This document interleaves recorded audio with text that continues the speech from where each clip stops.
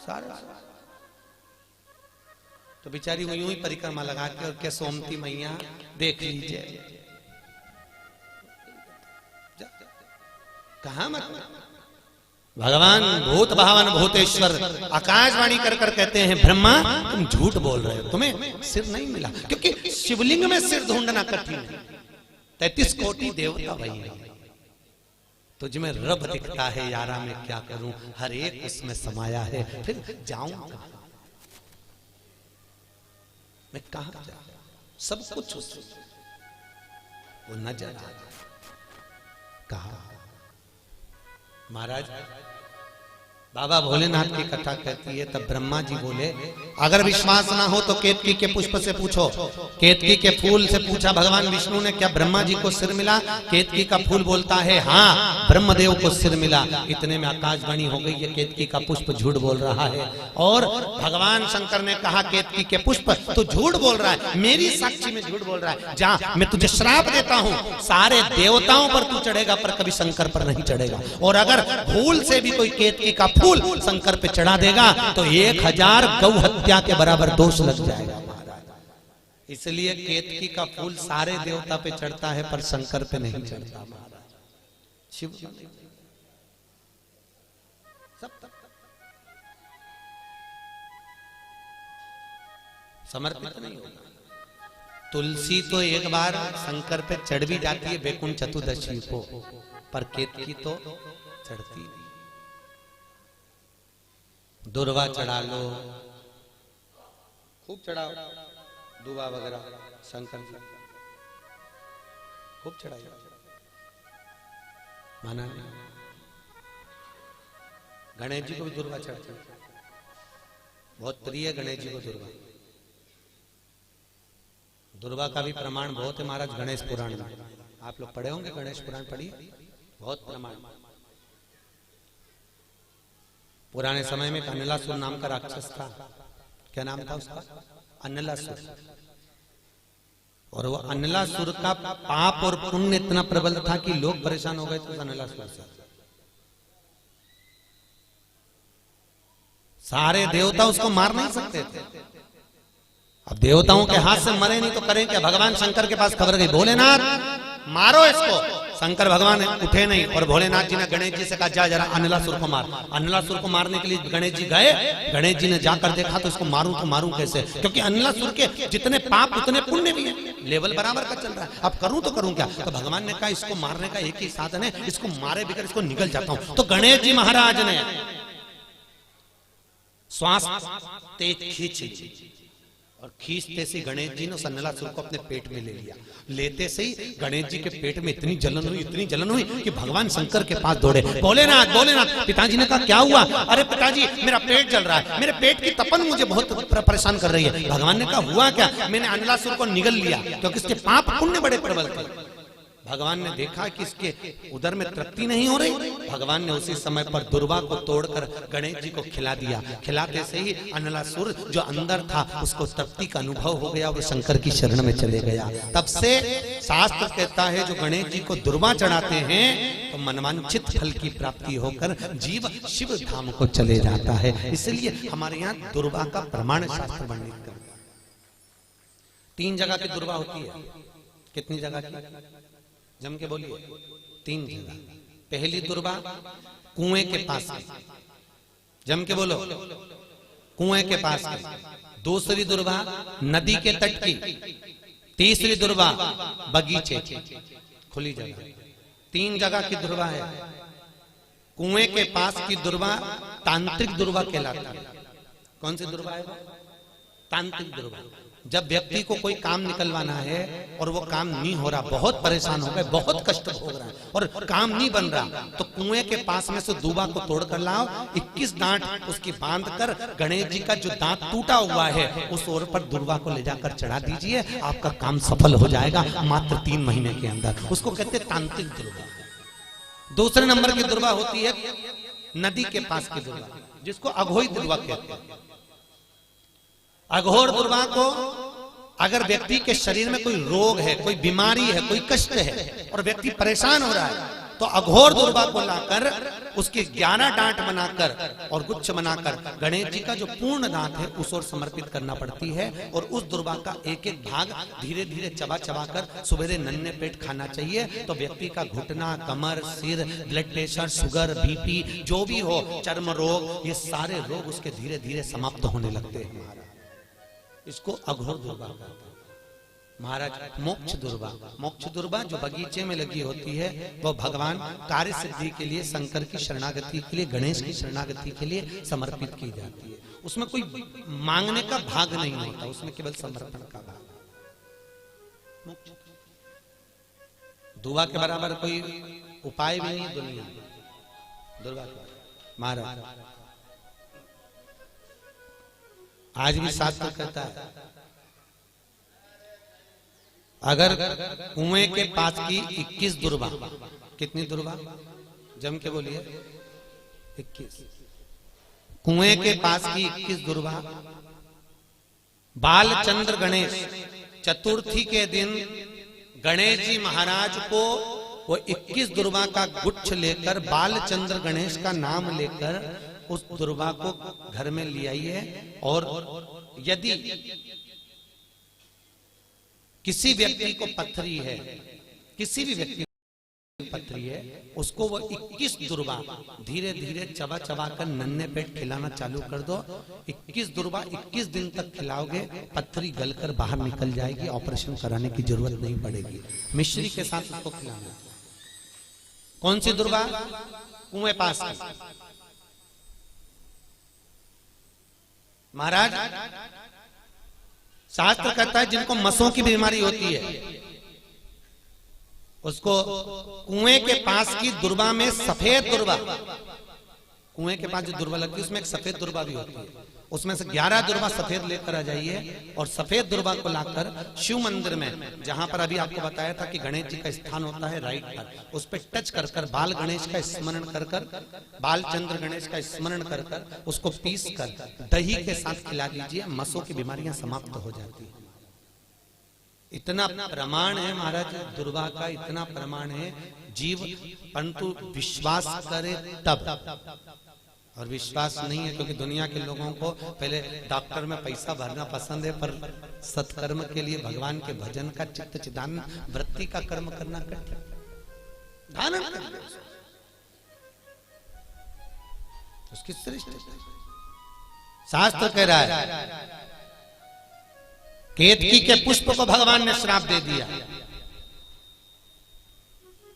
और केतकी के पुष्प को श्राप दिया तब गौ माता से पूछो, गाय से पूछा गौ माता तू बता क्या भगवान ब्रह्मदेव को चरण भगवान शंकर का सिर मिला है? गौ माता ने कहा हाँ, शंकर जी को सिर ब्रह्मा को प्राप्त हुआ है।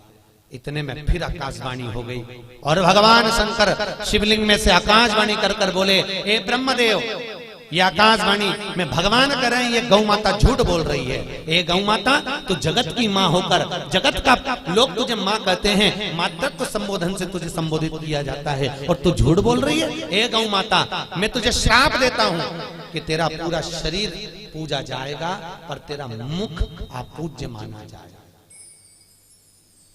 हिंदू धर्म की रीति है महाराज, गाय का पूरा शरीर पूज्य है पर गौ माता का मुख अपूज्य है। आज भी अगर गाय किसी बर्तन में मुंह लगा देती है तो 7 दिन तक उसमें गंगा जल भर के रखना पड़ता है, 5 बार उसे राख से मांजना पड़ता है, 3 दिन फिर उसको आगी में तपाना पड़ता है, तपाने के बाद फिर राख से मांजना पड़ता है, 2 दिन फिर गंगा जल भर के रखना पड़ता है, तब जाकर वो बर्तन शुद्ध हो पाता है। पर भगवान की सेवा में वो बर्तन नहीं जाता। हिंदू धर्म में सारे दान आगे से हैं, अन्नदान, वस्त्र दान, स्वर्ण दान, कन्यादान, जितने दान करना है आगे से। हिंदू धर्म का केवल एक दान है जो पीछे से होता है, और वो गौ माता का दान है जो गाय की पूंछ पकड़कर किया जाता है, आगे से नहीं। और आज भी नियम है, ये बच्चों को जरा ध्यान दीजिए भैया, इनके माता पिता से कहिए ध्यान दें।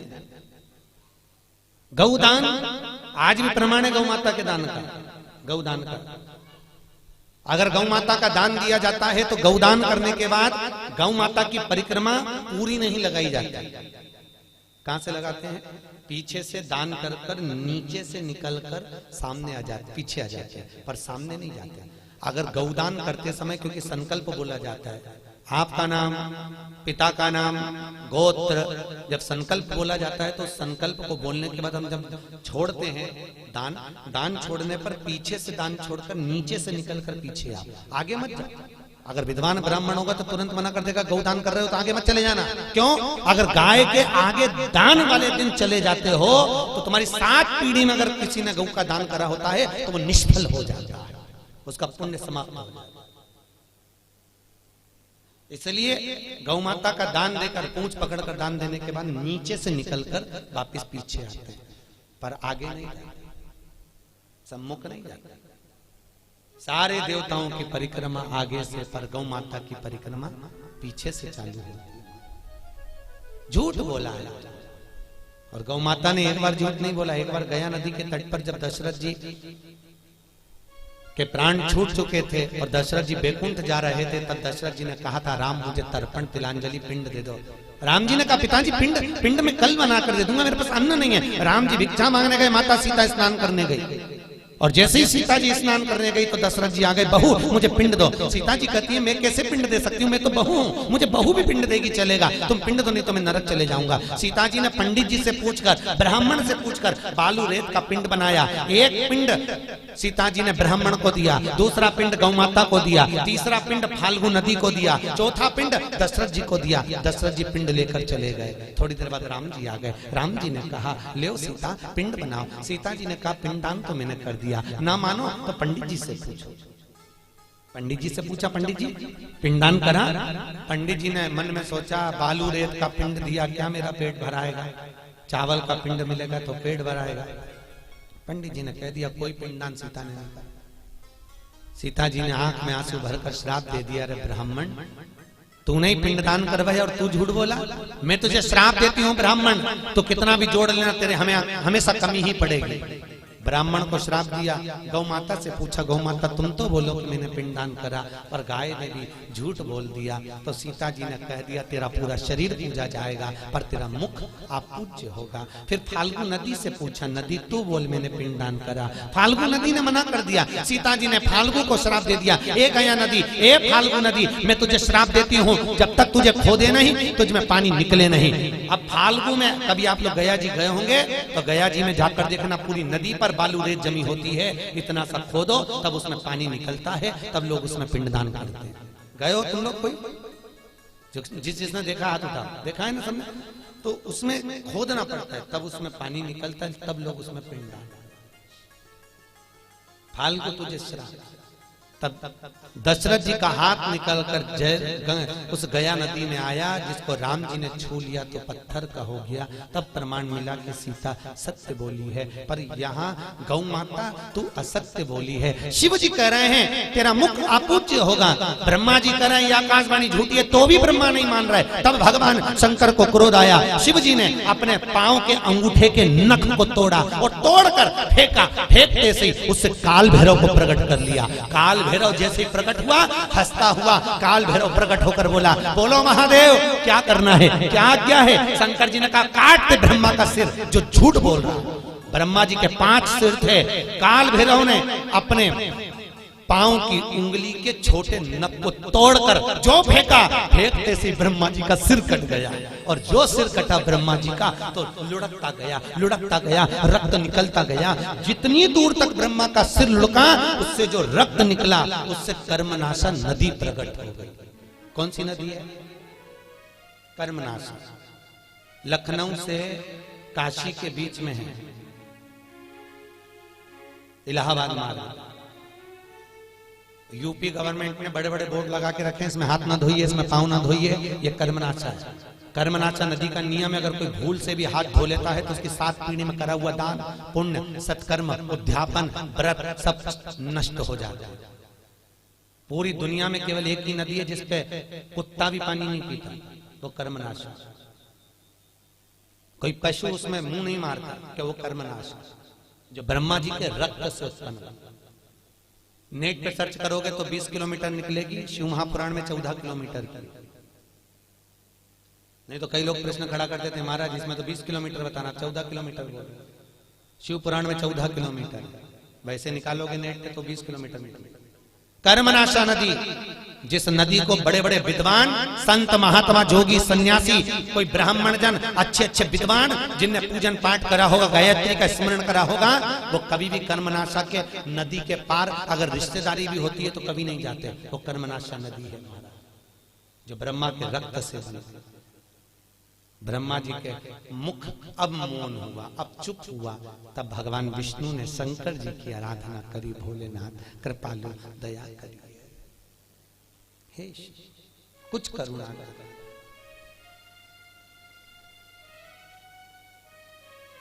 कुछ दया करिए, विनती करिए कि मंदिर लगी भीड़ दर्शन पाऊं कैसे, और मेरे रूठ गए भोलेनाथ मनाऊं कैसे, मेरे रूठ गए भोलेनाथ मनाऊं कैसे।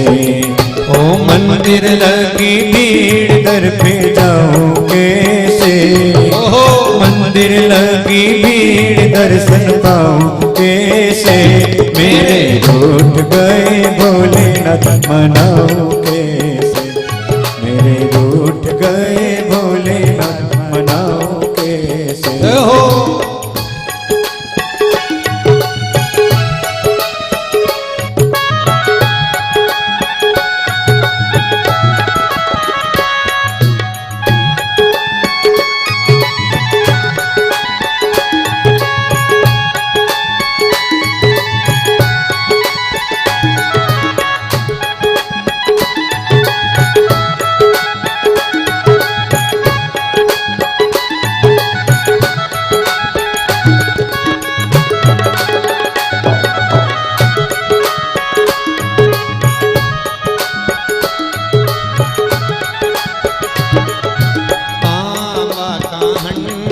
में तातो धरो पानी, तांबा का हंडा में तातो धरो पानी, तांबा का हंडा में तातो धरो पानी, तांबा का हंडा में तातो धरो पानी। नहीं बोला मेरो भावे नहीं बोला नीलाओं कैसे, ओ मंदिर बड़ी दूर दर पे जाऊं कैसे, मंदिर बड़ी दूर दर पे जाऊं कैसे, मेरे उठ गए भोलेनाथ मनाऊं कैसे, मेरे उठ गए भोलेनाथ मनाऊं कैसे। जय हो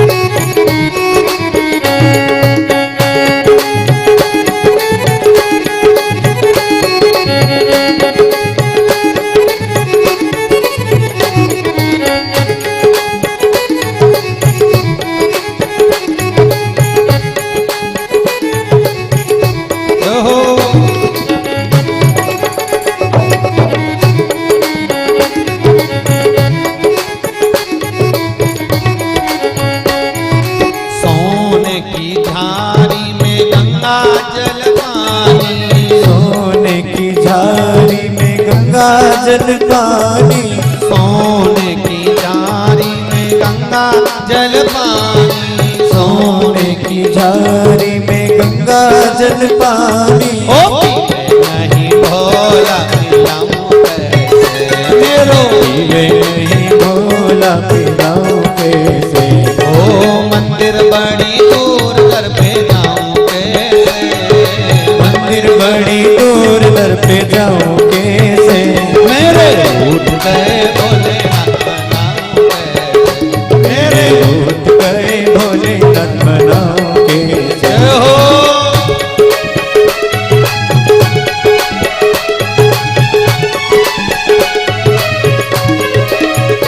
महाकाल राजा की नगरी की जय हो।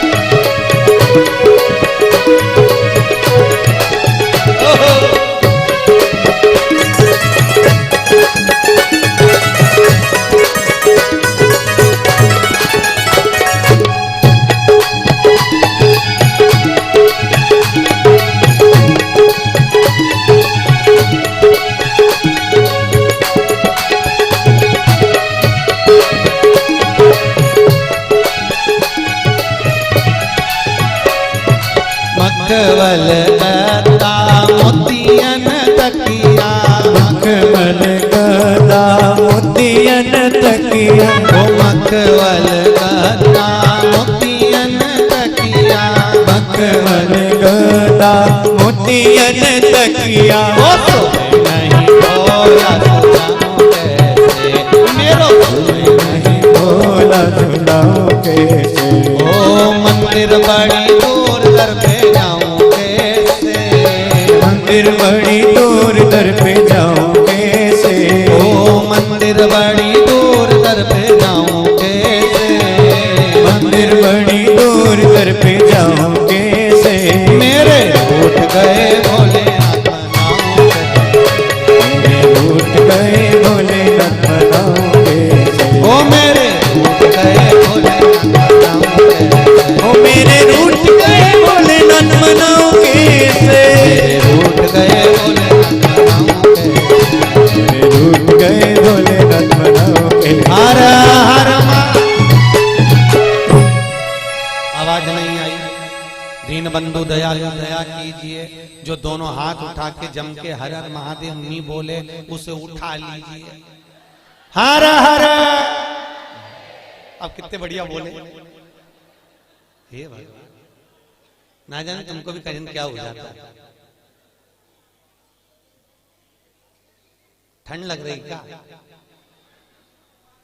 तो सासू का डर लग रहा है क्या है? माताएं पंखा बता रही तो मैं पंखा गिर रहा हूं क्या, तो काय को डरना, भजन चित्त धरो, बोलो हर हर। देव जरा जम के बोला करो, देव तुमको समझता कुछ देव,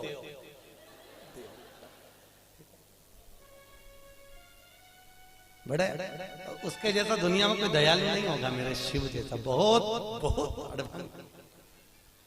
अच्छा सबसे ज्यादा आनंद आता है ना हरतालिका तीज के दिन, तुम देख भगवान भला करे ऐसो आनंद आए।